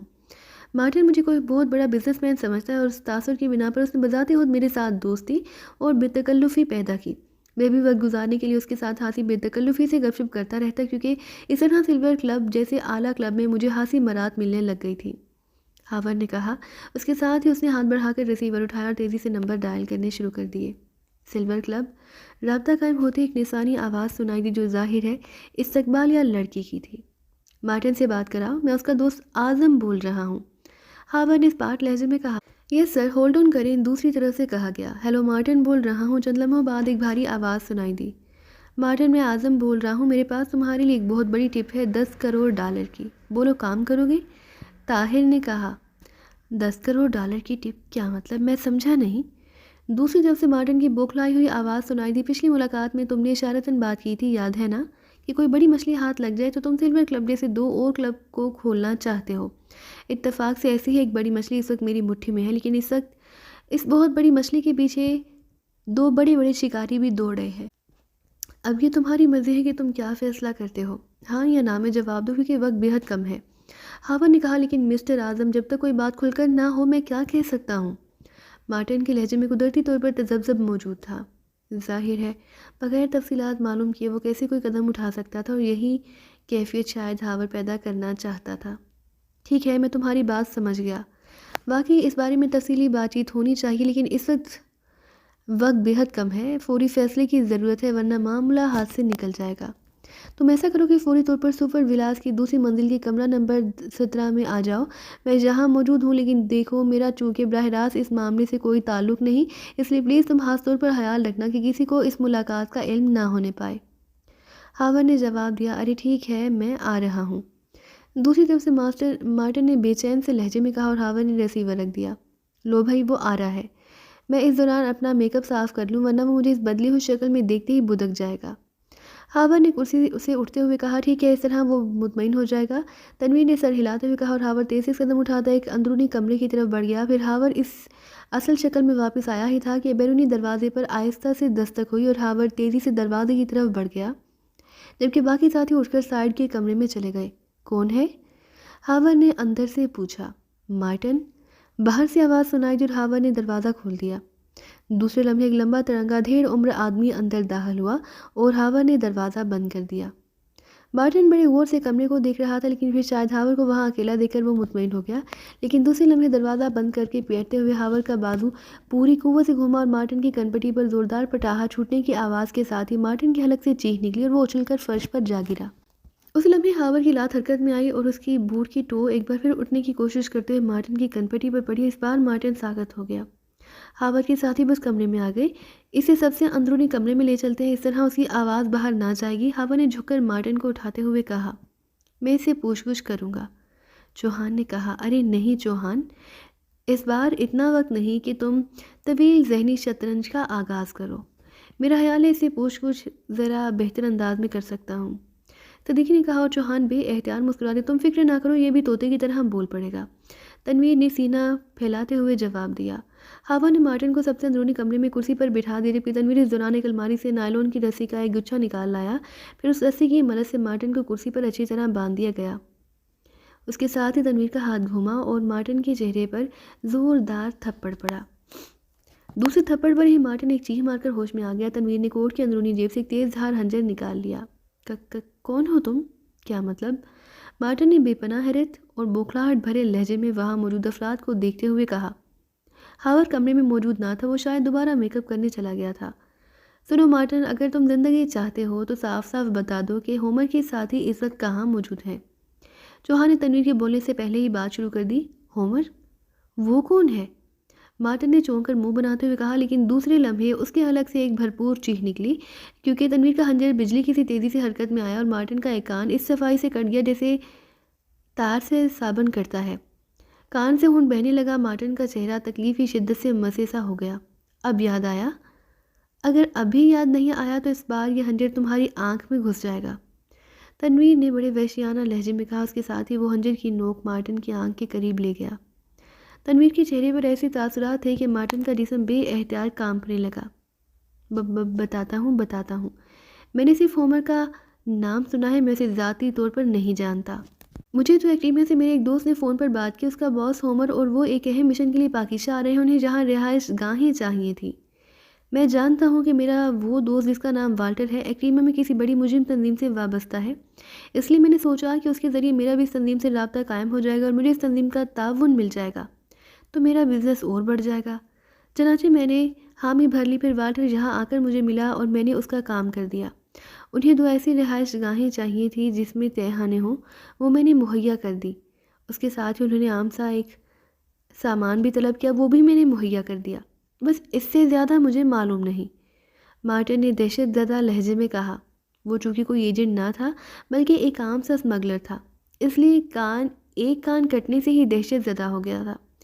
ہمیں دونوں رہائش گاہوں کا علم ہے سمجھے، اس لیے ابھی تمہارا سچ جھوٹ سامنے آ جائے گا۔ اگر تم نے سچ بولا ہے تو پھر تمہاری آئندہ باتوں پر اعتبار کیا جا سکے گا اور تم زندہ بچ جاؤ گے، ورنہ۔ تنویر نے انتہائی سرد لہجے میں خون آلود خنجر کو اس کے چہرے کے سامنے لہراتے ہوئے کہا، میں نے سچ کہا ہے، تم بے شک چیک کر لو۔ ایک عمارت شامی روڈ کی کوٹھی نمبر 111 ہے، دوسری نیلم کالونی کی کوٹھی نمبر 97 بلاک اے ہے۔ شامی روڈ والی کوٹھی چھوٹی ہے جبکہ نیلم کالونی والی کوٹھی بہت بڑی ہے، پورا محل ہے۔ اور یہ بھی بتا دوں کہ انہوں نے یہ دونوں کوٹھیاں میرے نام سے باقاعدہ خرید کی ہے۔ رقم والٹر نے خود ادا کی تھی، اس طرح نہ صرف سودے میں مجھے معقول کمیشن مل گیا تھا بلکہ دونوں کوٹھیاں بھی میرے نام ہو گئیں۔ مارٹن نے جلدی جلدی جواب دیتے ہوئے کہا، والٹر کا حلیہ بتاؤ۔ تنویر نے پوچھا اور مارٹن نے تفصیل سے ایک حلیہ بتا دیا۔ اس نیلم کالونی والی کوٹھی کو تم نے دیکھا ہوگا، اس کا نقشہ بتاؤ۔ تنویر نے پوچھا اور مارٹن نے واقعی تفصیل سے نقشہ بھی بتا دیا۔ والٹر کے ساتھ کتنے آدمی ہیں؟ تنویر نے پوچھا۔ مجھے نہیں معلوم، اس کے بعد والٹر مجھے کبھی نہیں ملا، مارٹن نے جواب دیا۔ اوکے، اس کے منہ میں رومال ڈال دو تاکہ ہم اس کی باتیں چیک کر سکیں۔ تنویر نے اپنے ساتھیوں سے کہا اور تیزی سے واپس مڑا۔ تم کیسے چیک کرنا چاہتے ہو؟ چوہان نے چونک کر پوچھا۔ وہاں جا کر ہی چیکنگ ہو سکتی ہے، ویسے کیسے ہو سکتی ہے؟ تنویر نے حیرت بھرے لہجے میں کہا، نہیں، جہاں سے بھی چیکنگ ہو جائے گی، آؤ میرے ساتھ۔ چوہان نے سر ہلاتے ہوئے کہا۔ پھر وہ تنویر کو ساتھ ہی اس کمرے سے نکل کر اس کمرے میں پہنچا جہاں فون موجود تھا۔ اس نے فون کا ریسیور اٹھایا اور انکوائری کے نمبر ڈائل کیے۔ 2-3 بار رنگ جانے کے بعد دوسری طرف سے ریسیور اٹھا لیا گیا۔ Enquiry please. دوسری طرف سے آواز سنائی دی، second chief military intelligence speaking over. Chauhan نے بڑے رعبدار لہجے میں کہا، یس سر، یس سر۔ دوسری طرف سے بولنے والا آپریٹر بری طرح بوکھلا گیا۔ ایک پتہ نوٹ کر لو، چوہان اسی طرح رعبدار لہجے میں کہا، یس سر۔ دوسری طرف سے آپریٹر اسی طرح بوکھلایا ہوا تھا۔ کوٹھی نمبر 97 بلاک اے نیلم کالونی نوٹ کریں۔ چوہان کا لہجہ اسی طرح تھا۔ یس سر، کوٹھی نمبر 97 بلاک اے نیلم کالونی، یس سر، ہو گیا ہے، آپریٹر نے جواب دیا۔ اس میں موجود فون کا نمبر تم نے بتانا ہے، مگر سنو، اٹ از ٹاپ سیکرٹ اور نمبر بھی درست بتانا ہے۔ چوہان نے کہا، یس سر، 1 منٹ سر، میں چیک کر لوں۔ دوسری طرف سے کہا گیا۔ پھر تقریباً 2 منٹ بعد ہی آپریٹر کی آواز سنائی دی، سر نمبر نوٹ کریں۔ آپریٹر نے کہا، اس کے ساتھ ہی اس نے ایک نمبر بتا دیا۔ کیا تمہیں یقین ہے کہ یہ نمبر درست ہے؟ چوہان نے پوچھا۔ یس سر، میں نے 2 بار چیک کیا ہے۔ دوسری طرف سے کہا گیا، اوکے، اب یہ دوبارہ کہنا ضروری تو نہیں کہ it is top secret? Chauhan نے کہا، میں سمجھتا ہوں سر، میں سب کچھ بھول گیا ہوں سر، آپریٹر نے کہا اور چوہان نے کریڈل دبا دیا۔ پھر اس نے آپریٹر کے بتائے ہوئے نمبر ڈائل کرنے شروع کر دیے۔ تنویر کے علاوہ اور ساتھی بھی اس دوران اس کمرے میں پہنچ گئے تھے۔ یس، رابطہ قائم ہوتے ایک نامعلوم سی آواز سنائی دی، لیکن لہجہ بتا رہا تھا کہ بولنے والا غیر ملکی ہے۔ میرا نام مارٹن ہے اور میں سلور کلب کا مالک ہوں، والٹر سے ایک ضروری بات کرنی ہے، چوہان نے مارٹن کے لہجے میں بات کرتے ہوئے کہا۔ اوکے، ہولڈ آن کریں، دوسری طرف سے کہا گیا۔ ہیلو مارٹن، کیا بات ہے؟ کیوں فون کیا ہے؟ اس بار ریسیور پر ایک نئی آواز ابھری۔ بولنے والے کے لہجے میں حیرت تھی۔ والٹر میں باہر گیا ہوا تھا، ابھی واپس آیا ہوں تو مجھے اطلاع ملی ہے کہ شامی روڈ والی کوٹھی میں سے پولیس کو 2 لاشیں ملی ہیں۔ میں گھبرا گیا کہ کہیں وہ تمہارے ساتھ ہی نہ ہوں۔ چوہان نے کہا، نہیں، ہم نے تو وہ کوٹھی خالی کر دی تھی، نہ جانے کن کی لاشیں ہیں۔ والٹر نے جواب دیا۔ او، پھر ٹھیک ہے، میں سمجھا کہ شاید تمہارے ساتھ کوئی مسئلہ بن گیا ہے۔ چوہان نے ایسے لہجے میں کہا جیسے والٹر کی بات سن کر بڑا اطمینان ہوا ہو۔ ہاں، مجھے یاد آیا کہ مارٹن کی کوٹھی تو تمہارے نام پر ہم نے خریدی تھی تاکہ کہیں کوئی تمہیں تنگ نہ کر سکے۔ والٹر کا لہجہ چونکا تھا۔ ارے نہیں، ایسی کوئی بات نہیں مارٹن، یہاں میرے ہاتھ بہت لمبے ہیں، اس کی فکر نہ کرو، مجھے دراصل تمہاری طرف سے پریشانی تھی، چوہان نے کہا۔ اوکے، ویسے تم اس وقت کہاں سے بول رہے ہو؟ والٹر نے پوچھا۔ یہی شہر سے بول رہا ہوں۔ کیوں؟ چوہان نے کہا۔ کہاں سے؟ جگہ بتاؤ۔ والٹر نے پوچھا۔ اب تم سے کیا چھپانا، میری ایک گرل فرینڈ ہے، اس کے فلیٹ سے بول رہا ہوں۔ مگر تم کیوں پوچھ رہے ہو؟ چوہان نے کہا، ایک بڑا کام ہے، میں سوچ رہا تھا کہ تم سے بات کروں کہ تمہارا فون آ گیا۔ لمبی رقم ملے گی، کام بھی جلدی کا ہے، اس فلیٹ کے متعلق بتاؤ، میں بھی وہاں آ جاتا ہوں، زیادہ ڈسٹرب نہ کروں گا، صرف 5 منٹ کی بات ہے۔ والٹر نے کہا، اگر کوئی خاص کام ہے تو میں اپنی گرل فرینڈ کو کچھ دیر کے لیے آؤٹ کر دیتا ہوں، لیکن کچھ بتاؤ تو صحیح۔ چوہان نے کہا، یہ ٹھیک ہے، تم اسے 2 گھنٹوں کے لیے دور بھیجوا دو، کام بڑا ہے، فون پر بتانے والا نہیں۔ والٹر نے کہا، اوکے، پھر آ جاؤ سپر ولاس، دوسری منزل، کمرہ نمبر 97۔ ویسے یہ فلیٹ میرے عزیز مسٹر عزیز کے نام پر بک ہے، میری گرل فرینڈ کا سابقہ شوہر ہے، چوہان نے کہا۔ ٹھیک ہے، میں آ رہا ہوں، والٹر نے کہا، اور اس کے ساتھ ہی رابطہ ختم ہو گیا۔ بہت خوب چوہان، تم واقعی بھرپور ذہانت کا مظاہرہ کر رہے ہو۔ اگر یہ والٹر قابو آ گیا تو سمجھو ہم نے آدھا میدان مار لیا ہے۔ تنویر نے بے احتیاط چوہان کے کاندھے پر تھپکی دیتے ہوئے کہا۔ وہ اگر ہمارا مطلوبہ آدمی ہے تو پھر لازماً وہ تیز آدمی ہوگا، اس لیے میں نے تمہارا نام جعلی نام بھی بتا دیا کہ کہیں وہ آنے سے پہلے چیک نہ کرے۔ اب اگر وہ چیک بھی کرے گا تو مزید مطمئن ہو جائے گا، چوہان نے مسکراتے ہوئے کہا، اور باقی ساتھیوں نے سر ہلا دیا۔ میرے خیال میں ہمیں والٹر کو ٹریپ کرنے کے لیے کوئی لائحہ عمل سوچ لینا چاہیے، نعمانی نے کہا۔ لائحہ عمل کیسا؟ ہم سب سائڈوں پر ہو جائیں گے، وہ دستک دے گا تو میں اندر سے مارٹن کی آواز میں بات کروں گا، اس طرح وہ مطمئن ہو جائے گا، اور پھر جیسے ہی وہ اندر داخل ہوا ہم اسے سنبھلنے سے پہلے ہی چھاپ لیں گے، چوہان نے کہا، اور باقی افراد نے اس کی تائید میں سر ہلا دیے۔ بلیک زیرو دانش منزل کے آپریشن روم میں دونوں ہاتھوں سے سر پکڑے ہوئے انتہائی پریشانی کے عالم میں بیٹھا ہوا تھا۔ اسے عمران کے متعلق تفصیلی رپورٹ مل چکی تھی، اور اب اسے بالکل سمجھ نہ آ رہی تھی کہ وہ اس سارے معاملے میں مزید کیا اقدام کرے۔ عمران پر حملہ کرنے والے غائب تھے، اور عمران دوبارہ ذہنی طور پر عورت بن چکا تھا۔ نہ صرف عورت بن چکا تھا بلکہ ڈاکٹروں نے اس بارے میں حتمی رائے دے دی تھی کہ اب اگر عمران کے ذہن کو ذرا سا بھی چھیڑا گیا تو پھر اس کا ذہن لازماً ہمیشہ ہمیشہ کے لیے مکمل طور پر معاف ہو جائے گا۔ بلیک زیرو نے بطور ایکس 2 اسپیشل ہسپتال کے انچارج ڈاکٹر صدیقی کو حکم دے دیا کہ عمران کو اس کے دوسرے حکم تک طویل نیند کا انجیکشن دیتے رہے، اور پھر ڈاکٹر نے اسے بھی بتا دیا، انہوں نے عمران کو طویل نیند سلا دیا ہے۔ بلیک زیرو نے یہ کارروائی اس لیے کی تھی کیونکہ وہ بہرحال اس نتیجے تک پہنچ چکا تھا کہ عمران پر یہ حملہ ایک سوچے سمجھے منصوبے کے تحت کیا گیا ہے، چونکہ عمران نے اپنے زنانہ فوٹو کو لیبارٹری میں چیک کر کے اسے یہ بتا دیا تھا کہ اس فوٹو میں ایسے کیمیکل موجود ہیں جس کی مدد سے اس کی موجودگی کو کسی مشین سے چیک کیا جا سکتا ہے، اور شاید اس خیال کے تحت اس نے فوٹو کو چیک کرنے سے پہلے اسے ہدایات دی تھی کہ سوائے جولیا کے باقی سب ممبران کو متبادل رہائش گاہوں اور میک اپ میں رہنے کے لیے کہہ دیا جائے۔ فوٹو کی چیکنگ کے بعد عمران نے حتمی نتیجہ نکالا تھا کہ اس فوٹو کے ذریعے صفدر اور پھر صفدر کے ذریعے دوسرے ممبران کو ٹریس کرنے کی منصوبہ بندی کی گئی ہے، اس لیے جب تک سارے مجرم گرفتار نہ ہو جائیں سیکرٹ سروس کو میک اپ میں ہی رہنا چاہیے، فیلڈ میں بھی آنا نہ ہوگا، کیونکہ عمران کے مطابق بلیک تھنڈر کے پاس انتہائی جدید ترین سائنسی حربے موجود ہیں، اور خود عمران نے فیصلہ کیا کہ وہ مجرموں کو ٹریس کرنے کی غرض سے ٹائیگر جوزف اور جوانا کو استعمال کرے گا، لیکن اس کے بعد عمران پر حملے کی اطلاع ملی اور جنرل ہسپتال کے عام وارڈ میں وہ بے ہوشی کے عالم میں پڑا تھا، جہاں سے بلیک زیرو نے اسے اسپیشل ہسپتال منتقل کر دیا۔ پھر صفدر اور کیپٹن شکیل کی مدد سے اس نے اس بات کو سراغ لگوانے کی کوشش کی کہ عمران کی نگرانی تو نہیں ہو رہی، اگر ہو رہی ہے تو نگرانی کرنے والوں کو پکڑا جائے، لیکن ان دونوں نے یہی اطلاع دی کہ عمران کی نگرانی کوئی نہیں کر رہا، اور بلیک زیرو جانتا تھا کہ وہ دونوں کام میں ماہر ہیں، اس لیے نگرانی یقیناً نہیں ہو رہی۔ پھر اس کا خیال اس بات کی طرف گیا کہ کہیں عمران کے جسم یا لباس میں کوئی ایسا آلہ فٹ نہ کر دیا گیا ہو جس سے مجرم کسی مشین پر بیٹھ کر نگرانی کر سکے، لیکن ڈاکٹر نے چیکنگ کے بعد یہی رپورٹ دی تھی کہ ایسا کوئی آلہ نہیں، لیکن اس کے باوجود بلیک زیرو مطمئن نہ تھا، کیونکہ ایک عام سے فوٹو کی مدد سے اگر وہ پاکیزہ سیکرٹ سروس کو ٹریس کر سکتے ہیں تو لازماً انہوں نے عمران کے ساتھ بھی کوئی ایسا ہی جدید طریقہ استعمال کیا ہوگا، لیکن ظاہر ہے اس کا دماغ تو ساتھ کام کر رہا ہے۔ عمران لازماً دانش منزل آئے گا، ہو سکتا ہے اس طرح وہ مجرم دانش منزل کا بھی سراغ لگا لے اور اس کی اور عمران کی باتیں بھی سن لے۔ عمران نے جو کارروائی کی وہ بھی ان کی نظروں میں آ جائے گی، اس لیے اس نے عمران کو ہسپتال تک محدود رکھنے کے لیے اسے طویل نیند کا انجیکشن لگا دیا۔ صفدر اور کیپٹن شکیل کی ڈیوٹی بھی لگائی تھی کہ وہ ہسپتال کے گرد رہ کر چیک کریں کہ کوئی مشکوک آدمی عمران سے ملنے آتا ہے یا نہیں، کیونکہ اسے یقین تھا کہ عمران اگر ہسپتال میں رہا تو مجرم لازماً عمران کو اغوا کر کے ہسپتال سے باہر نکالنے کی کوشش کریں گے تاکہ وہ چیک کر سکیں کہ عمران ہسپتال سے نکل کر کہاں جاتا ہے، کس سے ملتا ہے، کسے فون کرتا ہے۔ بلیک زیرو در حقیقت بلیک تھنڈر کے انتہائی جدید سائنسی حربوں سے ذہنی طور پر بے حد خوفزدہ ہو گیا تھا، لیکن اب اسے یہ بات کس طرح سمجھ نہ آ رہی تھی کہ وہ مجرموں کا سراغ کیسے لگائے اور عمران کو دوبارہ صحیح حالت میں لانے کے لیے کیا اقدام کرے۔ بہت سر مارنے کے باوجود کوئی واضح لائحہ عمل اس کے ذہن میں نہ آ رہا تھا۔ وہ اپنے آپ کو اس طرح بے بس محسوس کر رہا تھا جیسے عمران کی جگہ اس کا ذہن معاف ہو گیا ہو۔ اسی لمحے ٹیلی فون کی گھنٹی بج اٹھی تو بلیک زیرو نے چونک کر ہاتھ بڑھایا۔ ایکس 2 بلیک زیرو نے محسوس لہجے میں کہا۔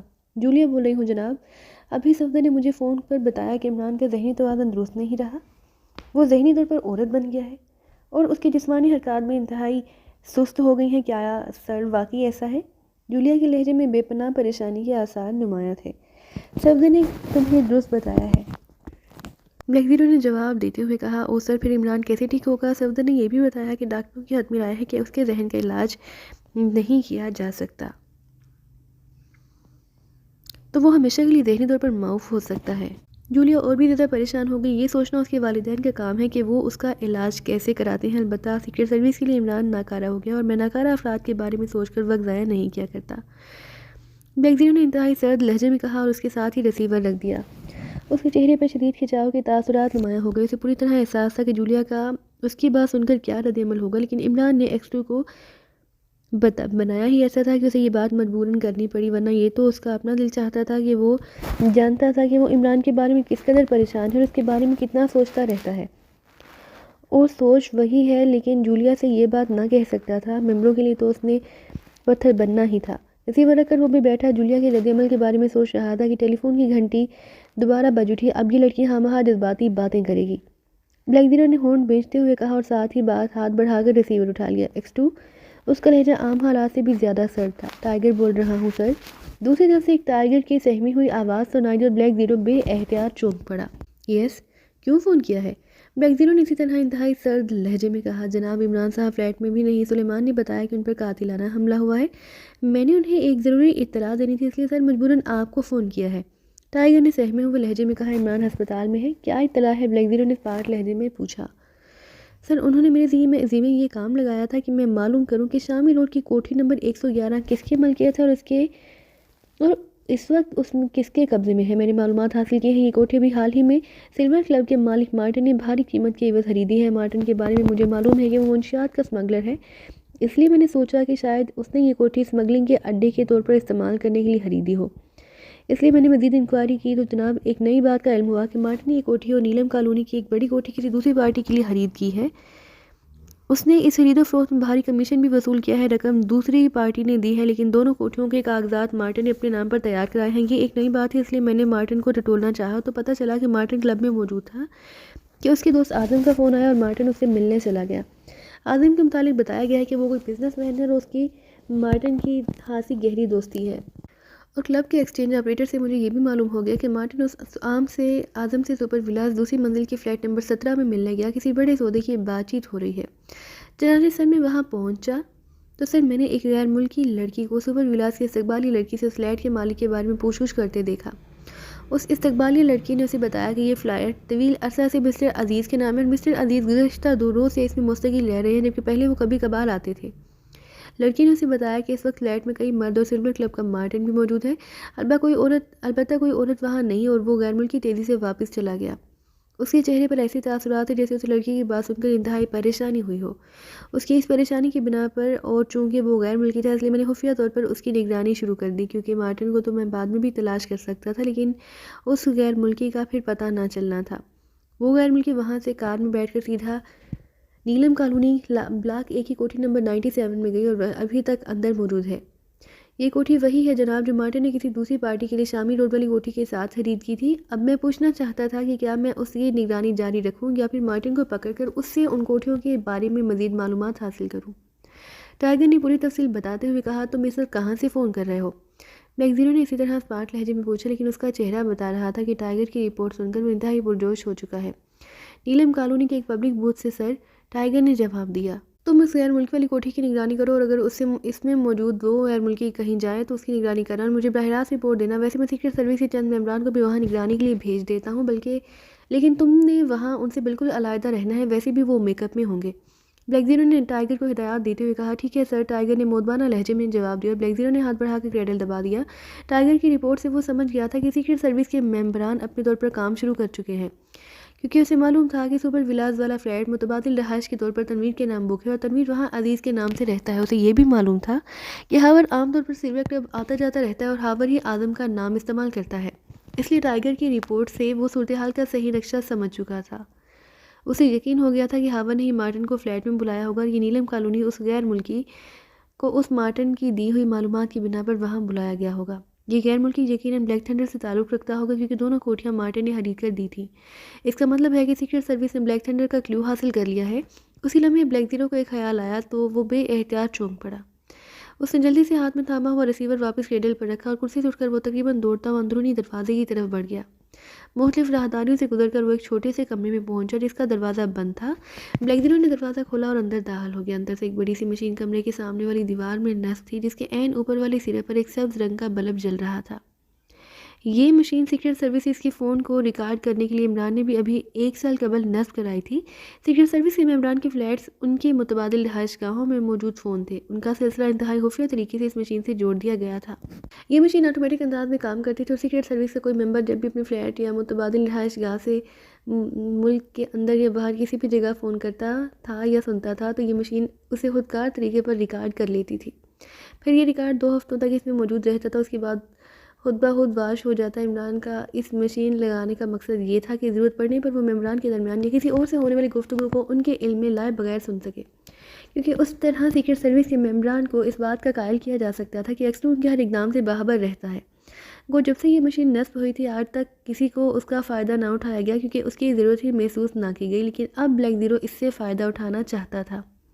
اس نے جلدی سے مشین کی مخصوص بٹن دبائے، پھر ایک ناب کو گھما کر ڈائل پر حرکت کرنے والی سوئی کو مخصوص جگہ پر سیٹ کر کے اس نے ایک اور بٹن دبا دیا۔ یہ حصہ سپر ولاز والی تنویر کے متبادل رہائش گاہ والے فون سے متعلق تھا۔ بٹن دبتے ہی پہلی گھنٹی کی آواز سنائی اور پھر صفدر کی بدلی ہوئی آواز سنائی دی۔ صفدر تنویر سے بات کر کے اسے عمران کے متعلق بتا رہا تھا۔ بلیک زیرو خاموش بیٹھا سنتا رہا۔ وہ کال ختم ہو گئی اور کال ختم ہونے کی مخصوص آواز سنائی دی۔ اس کے بعد پھر صفدر کی کال شروع ہوئی۔ وہ عمران کی حالت کے متعلق تنویر کو رپورٹ دے رہا تھا۔ اس کال کے ختم ہونے کے بعد تیسری کال شروع ہوئی اور سلور کلب کا نام سامنے آیا تو بلیک زیرو چونک کر سیدھا ہو گیا۔ ہاور اپنی اصل آواز میں بول رہا تھا لیکن وہ نام اعظم کا استعمال کر رہا تھا۔ اس کی مارٹن سے بات چیت ہو رہی تھی۔ اس کال کے ختم ہونے کے بعد چوتھی کال شروع ہوئی تو بولنے والا چوہان تھا، جو سینٹرل فون ایکسچینج سے assistant chief of military intelligence بن کر نیلم کالونی کی کوٹھی کا فون نمبر معلوم کر رہا تھا۔ اس کال کے ختم ہونے پر جب 5ویں کال کا آغاز ہوا تو بلیک زیرو چونک پڑا کیونکہ اس بار مارٹن کسی والٹر سے بات کر رہا تھا۔ پھر مارٹن نے اسے سپر ولاز کے فلیٹ میں بلایا اور اس گفتگو سے بلیک زیرو سمجھ گیا کہ وہ غیر ملکی جو یقیناً والٹر تھا استقبالیہ لڑکی سے عزیز کے بارے میں پوچھ گچھ کیوں کر رہا تھا اور کیوں مشکوک ہو کر واپس گیا۔ اس کے ساتھ ہی بلیک زیرو کی چھٹی حس کے خطرے کا الارم بجنے لگا۔ کال ختم ہو چکی تھی۔ بلیک زیرو اب ساری صورتحال کا ادراک کر چکا تھا۔ والٹر کا تعلق یقیناً بلیک تھنڈر سے تھا اور بلیک تھنڈر کے ایجنٹ نیلم کالونی والی کوٹھی میں موجود تھے۔ انہیں کسی گڑبڑ کا احساس ہو گیا تھا۔ اس کا مطلب تھا کہ یا تو وہ اس کوٹھی سے فرار ہونے کی کوشش کریں گے یا پھر دوسری صورت میں وہ سپر ولاز کے اس فلیٹ پر حملہ کریں گے۔ ان کے فرار ہو جانے کی تو اسے فکر نہ تھی کیونکہ اسے معلوم تھا کہ ٹائیگر کسی بھوت کی طرح ان کے پیچھے لگا رہے گا۔ البتہ حملے والی صورتحال تشویشناک تھی، چنانچہ اس نے فوراً ممبران کو خبردار کرنے کا فیصلہ کیا۔ پھر وہ دوڑتا ہوا واپس آپریشن روم میں پہنچا۔ اس نے بجلی کی سی تیزی سے ریسیور اٹھایا، پھر تیزی سے تنویر کے اس فلیٹ کے نمبر ڈائل کرنے شروع کر دی، لیکن جب دوسری طرف مسلسل گھنٹی بجتی رہی کسی نے ریسیور نہ اٹھایا تو بلیک زیرو کا چہرہ پریشانی کی آماں جگہ بن گیا۔ اس نے ریسیور رکھا، تیزی سے ٹرانسمیٹر کی طرف مڑا۔ اب وہ ٹرانسمیٹر کے ذریعے تنویر کو کال کرنا چاہتا تھا لیکن باوجود کوشش کی تنویر کی طرف سے کوئی کال کا جواب نہ ملا تو اس نے ہونٹ بھینچ لیے۔ اس نے ہاور کی فریکوینسی چیک کی لیکن ہاور کی طرف سے بھی کوئی جواب نہ ملا۔ ہاور کے بعد اس نے چوہان پھر نعمانی صدیقی سب کی فریکوینسی چیک کر لی لیکن کسی طرف سے جواب نہ مل رہا تھا۔ بلیک زیرو نے جھلائے ہوئے انداز میں ٹرانسمیٹر آف کر دیا۔ کیا ہو گیا ہے انہیں؟ اب یہی صورت ہے کہ جولیا کو وہاں بھیجا جائے اور صورتحال معلوم کی جائے۔ اس لمحے سے خیال آیا کہ ٹائیگر کی مخصوص فریکوینسی بھی اسے معلوم ہے، اس لیے جولیا کو فون کرنے سے پہلے وہ ٹائیگر کو کال کر کے یہ معلوم کرے کہ اس کی کیا رپورٹ ہے۔ لیکن جب اس مخصوص فریکوینسی پر ٹائیگر کی طرف سے بھی کوئی جواب نہ ملا تو بلیک زیرو کی پریشانی کچھ اور بڑھ گئی۔ اس نے ٹرانسمیٹر آف کیا، پھر جولیا کو کال کر کے کہا فوری طور پر سپر ولاز جا کر تنویر کی کمرے کی صورتحال کی رپورٹنگ دینے کا حکم دیا۔ ریسیور رکھ کر وہ بے احتیاط کرسی کی پشت کی طرف ڈھلک سا گیا۔ اس کے چہرے پر شدید پریشانی کے آثار نمایاں تھے۔ اسے سمجھ ہی نہ آ رہی تھی کہ آخر اچانک ان سب ممبران کو ہو کیا گیا ہے۔ پھر 10 منٹ کے طویل انتظار کے بعد ٹیلی فون کی گھنٹی بج اٹھی اور بلیک زیرو نے چونک کر ریسیور اٹھایا۔ X2 جولیا بول رہی ہوں سر۔ تنویر کا متبادل رہائشی فلیٹ خالی پڑا ہے سر، البتہ وہاں ایک غیر ملکی کی لاش اندرونی کمرے میں کرسی پر بندھی ہوئی موجود ہے۔ میں نے نیچے استقبالی لڑکی سے سنگن لی ہے لیکن اسے کچھ معلوم نہیں، البتہ ایک کمرے کی وہ عقبی کھڑکی کھلی ہوئی ہے جو پچھلی تنگ گلی میں کھلتی ہے، لیکن گلی میں بھی کسی قسم کے کوئی غیر معمولی آثار موجود نہیں ہیں۔ اور سر جب میں فلیٹ پر پہنچی تو دروازہ اندر سے لاک تھا۔ میں نے دستک دی لیکن جب باوجود کئی بار دستک دینے کے کسی نے دروازہ نہ کھولا تو میں نے ایک چھوٹی سی اصلاح کے ذریعے لاک کھولا اور اندر گئی۔ ویسے مجھے یوں لگتا ہے سر کہ تنویر اس غیر ملکی کو ہلاک کر کے عقبی کھڑکی سے نکل گیا ہوگا۔ اور جیسے جیسے وہ رپورٹ دیتی جا رہی تھی بلیک زیرو کی آنکھیں حیرت سے پھیلتی جا رہی تھی. اس غیر ملکی کو کس طرح ہلاک کیا گیا؟ بلیک زیرو نے زبردست قوت ارادے کو استعمال کرتے ہوئے ایک بار پھر اپنے لہجے کو اسپاٹ بنایا. وہ غیر ملکی کرسی پر رسی سے بندھا پڑا تھا, اس کے منہ پر کپڑا ٹھونسا ہوا تھا, اسے دل میں گولی مار کر ہلاک کیا گیا تھا. جولیا نے جواب دیا. تم فوراً نیلم کالونی کی کوٹھی نمبر 97 بلاک اے پہنچو. میں صفدر اور کیپٹن شیل کو وہاں بھیج رہا ہوں. تم نے اس کوٹھی کی اندرونی پوزیشن چیک کرنی ہے. ہو سکتا ہے تنویر اور صفدر دوسرے ممبران جو تنویر کے فلیٹ میں موجود تھے وہاں لے جائے گئے ہوں. یہ کوٹھی بلیک تھنڈر کے ایجنٹوں کا اڈا ہے, اس لیے تم نے پوری طرح محتاط رہنا ہے. بلیک زیرو نے تیز لہجے میں اسے ہدایات دیتے ہوئے کہا. سر, جولیا نے جواب دیا. بلیک زیرو نے ہونٹ بیچتے ہوئے ہاتھ بڑھا کر ریسیور کریڈل پر رکھا. پھر اس نے ٹرانسمیٹر پر صفدر کے واش ٹرانسمیٹر کی محسوس فریکوینسی ایڈجسٹ کی اور اسے ساری صورتحال بتا کر کیپٹن شیل کے ساتھ جولیا کے پاس پہنچنے پھر فوری رپورٹ کرنے کی ہدایت کر کے اس نے ٹرانسمیٹر آف کر دیا. اس وقت اسے یقیناً عمران بے احتیاط یاد آ رہا تھا, کیونکہ اچانک صورتحال ایسی ہو گئی تھی کہ اسے اس سے کوئی سرپیر ہی نظر نہ آ رہا تھا. جبکہ ایسی صورتحال میں عمران لازماً کوئی نہ کوئی مثبت راستہ نکال ہی لیتا تھا, لیکن عمران تو اب لیڈی عمران بنا طویل نیند کی آغوش میں تھا. اس لیے اب جو کچھ کرنا تھا بلیک زیرو نے اپنے طور پر کرنا تھا. وہ کافی دیر تک بیٹھا اس ساری صورتحال کے بارے میں سوچتا رہا. اسے شدت سے جولیا یا صفدر کی طرف سے کسی رپورٹ کا انتظار تھا, لیکن جب اس کے خیال کے مطابق اس قدر وقت گزر گیا جس کے بعد ان کی طرف سے کوئی نہ کوئی رپورٹ آ جانی چاہیے تھی, تو اس کے ذہن میں دھماکے سے ہونے لگے. اس نے چند منٹ مزید صبر کیا. پھر جب صبر کا وقت بھی گزر گیا تو بلیک زیرو نے خود ہی ٹرانسمیٹر کی طرف ہاتھ بڑھایا, لیکن باری باری جب جولیا, صفدر اور کیپٹن شیل تینوں کی طرف سے ٹرانسمیٹر کاٹ کا کوئی جواب نہ ملا تو حقیقتاً بلیک زیرو کا ذہن یکلخت معاوضہ ہو گیا. پوری سیکرٹ سروس ٹائیگر سمیت اس طرح خاموش ہو گئی تھی جیسے ان کا کہیں کوئی وجود ہی نہ ہو, اور بلیک زیرو کے ذہن میں شدید ترین خطرات کے کھجورے تیزی سے رینگنے لگے. دوسرے لمحے وہ ایک جھٹکے سے اٹھ کھڑا ہوا, کیونکہ اب اس کے سوا اور کوئی صورت باقی نہ رہ گئی تھی کہ وہ جا کر ساری صورتحال کا پتہ کرے کہ ٹائیگر سمیت سارے ممبران کو کیا ہو گیا ہے. وہ کیوں کسی کی کال کا جواب نہیں دے رہے؟ عمران کی آنکھیں تو ایک جھٹکے سے کھلی تھی, لیکن کافی دیر تک وہ آنکھیں کھولے بے شعوری کے انداز میں پڑا رہا. پھر آہستہ آہستہ اس کی آنکھوں میں چمک ابھرنے لگی. دوسرے لمحے وہ ایک جھٹکے سے اٹھ کر بیٹھ گیا. ارے, ابھی تک میں ہسپتال میں ہوں؟ عمران نے ادھر ادھر دیکھتے ہوئے کہا. دوسرے لمحے جیسے اس کی نظریں اپنے لباس پر پڑی اس کا جسم بے احتیاط سمٹ گیا. ارے, یہ کیا مردانہ بو شرٹ انہوں نے پہنا دی ہے مجھے. نان سینس, حیا شرم بھی کوئی چیز ہوتی ہے. عمران کی زبان سے بے احتیاط نکلا اور وہ اپنے جسم کو مزید اس طرح سمیٹنے لگا جیسے وہ بغیر کسی لباس کے بیٹھا ہوا ہو. لیکن اسی لمحے اس کے ذہن میں جولیا کا خیال آیا. ارے ہاں, جولیا بھی تو پتلون اور شرٹ پہنتی ہے, مگر وہ تو غیر ملکی ہے. عمران نے بڑبڑاتے ہوئے کہا, اور پھر وہ پیر لٹکا کر بستر سے نیچے اترا. پھر آہستہ آہستہ اور سمٹائے انداز میں دروازے کی طرف بڑھنے لگا. اس کا انداز بالکل نسوانی تھا. دروازہ لاک نہ تھا. اس نے دروازہ تھوڑا سا کھول کر باہر جھانکا. رہداری میں کوئی آدمی نہ تھا. مجھے فوراً اپنا لباس بدلنا چاہیے, اماں بھی دیکھیں گی تو کیا کہیں گی. عمران کے ذہن میں ایک خیال ابھرا اور وہ آہستہ آہستہ چلتا ہوا کمرے سے نکل کر راہداری میں دیوار کے ساتھ ساتھ چلتا ہوا آگے بڑھتا گیا. راہداری ذرا سی آگے جا کر مڑ کر بند ہو گئی تھی. وہاں ایک دروازہ تھا. عمران جانتا تھا کہ یہ دروازہ ہسپتال کے عمارت کے عقبی حصے میں موجود سڑک پر کھلتا تھا, لیکن اسے مستقل طور پر بند رکھا جاتا تھا. لیکن اس میں کوئی تالا وغیرہ بھی نہ تھا, صرف اندر سے کنڈی لگی ہوئی تھی. عمران نے آہستگی سے کنڈی کھولی. پھر دروازہ کھول کر وہ دوسری سڑک پر آ گیا. سڑک پر ٹریفک رواں دواں تھی, لیکن عمران سڑک پر آتے ہی مزید سمٹ گیا. اسے یوں محسوس ہو رہا تھا جیسے ہر گزرنے والا اسے ندیدی آنکھوں سے گھور رہا ہو. اسے لوگوں کی نظریں سوئیوں کی طرح اپنے بدن میں چپتی ہوئی محسوس ہو رہی تھی. اسی لمحے اسے دور سے ایک خالی ٹیکسی آتی دکھائی دی. اس نے بڑی نزاکت سے ہاتھ اٹھا کر اسے روکا تو ٹیکسی اس کے قریب آ کر رک گئی. سمٹا ہوا انداز اور جسم پر ہسپتال کی مخصوص یونیفارم نے ٹیکسی ڈرائیور کو حیرت زدہ کر رکھا تھا. اس نے بڑے شرمیلے سے لہجے میں ڈرائیور کو رانا ہاؤس کا پتہ بتا دیا. کرایہ ہے آپ کے پاس؟ مجھے تو آپ ہسپتال سے مفرود ہوتے دکھائی دے رہے ہیں. ٹیکسی ڈرائیور نے مڑ کر قدرے تلخ لہجے میں کہا. تم چلو تو صحیح, کرایہ دینے والے بہت. عمران نے کہا. ٹیکسی ڈرائیور نے ایک جھٹکے سے گاڑی آگے بڑھا دی. نہ جانے وہ اس عمران کے اس فکرے کا کیا مطلب سمجھا تھا. بہرحال اس نے گاڑی آگے بڑھا دی تھی. تھوڑی دیر بعد ٹیکسی رانا ہاؤس کے عظیم الشان پھاٹک کے سامنے جا کر رک گئی. اس قدر عظیم الشان عمارت اور اس کے گیٹ کو دیکھ کر ٹیکسی ڈرائیور ابھاسا مروب دکھائی دینے لگا. نیچے اتر کر کار بیل دباؤ. عمران نے اسی طرح کونے میں سمٹ کر بیٹھتے ہوئے کہا, اور ٹیکسی ڈرائیور خاموشی سے نیچے اترا. اس نے کار بیل کا بٹن پریس کر دیا. چند لمحوں بعد پھاٹک کی چھوٹی کھڑکی کھلی اور جوزف کسی جن کی طرح باہر آ گیا. جوزف, اسے کرایہ دو. عمران نے کار کا دروازہ کھول کر باہر نکلتے ہوئے کہا. پھر اسی طرح سمٹنے والے انداز میں کھلی کھڑکی سے اندر داخل ہو گیا. پھر اسی طرح سمٹے اور ڈرجائے ہوئے انداز میں چلتا ہوا پورچ کی طرف بڑھنے لگا, جہاں جوانہ کسی دیو کی طرح پر پھیلائے کھڑا تھا. ارے ماسٹر, آپ کے جسم پر ہسپتال کی یونیفارم. خیریت ہے؟ جوانا نے عمران کو دیکھتے ہی تیزی سے آگے بڑھتے ہوئے کہا، تمہیں شرم نہیں آتی مجھے ماسٹر کہتے ہو؟ میں تمہیں ماسٹر نظر آتی ہوں؟ مسٹرس نہیں کہہ سکتے، نانسنس، نہ جانے لوگوں کی عقل کو کیا ہو گیا ہے، عمران نے بڑبڑاتے ہوئے کہا، اور جوانا کی آنکھیں عمران کا فقرہ سن کر حیرت کی شدت سے کانوں تک پھیلتی چلی گئیں۔ عمران اس کے قریب سے بالکل اس طرح بچ کر آگے بڑھنے لگا جیسے کوئی شرمیلی عورت کسی مرد سے ٹکرانے کا خطرہ مول لیے بغیر بچ کر نکلتی ہے۔